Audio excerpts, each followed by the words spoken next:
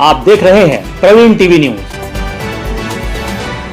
उच्च शिक्षा मंत्री इंदर सिंह परमार शनिवार को एक दिवसीय प्रवास पर जबलपुर पहुंचे। इस दौरान उन्होंने कहा कि 8वीं शताब्दी में भारत विश्व का सबसे सक्षम देश था और भारत के लोग ही पहले विदेश गए थे। जिन्हें भारत पर गर्व नहीं, वो मानते हैं कि कोलंबस ने अमेरिका की खोज की थी।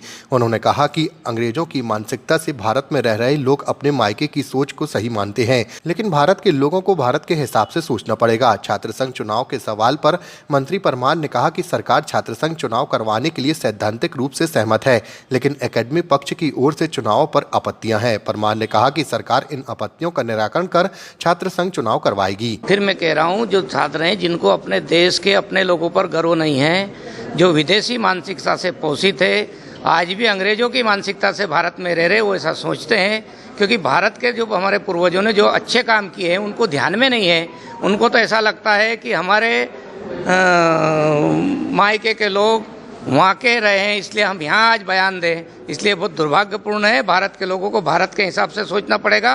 भारत के हमारे पूर्वज पुरखे 8वीं शताब्दी में विश्व में आध्यात्मिक और व्यापार करने के बहुत बड़े संबंध थे। हमारे दुनिया में हमारी आर्थिक स्थिति बहुत अच्छी थी, स्ट्रांग थी, और इसलिए मैंने कहा था कि जो लोग बाहर के जो खोज की कह रहे हैं उसके पहले भारत के हमारे लोग वहाँ पर गए हैं, इसलिए भारत के संबंध दुनिया के कई देशों से रहे हैं, आज भी आगे भी रहने वाले हैं। भारत के पूर्वजों ने जो किया है उस पर सबको गर्व करना चाहिए, चाहे वो वैज्ञानिक हो, चाहे वो और लोग हो, चाहे हमारा पुरुषार्थ हो, उस पर गर्व करना चाहिए। और यदि जो कोई गर्व नहीं करते अपनी भारत की परंपरा हो, मुझे लगता है कि उनको इस देश का सही ज्ञान नहीं है।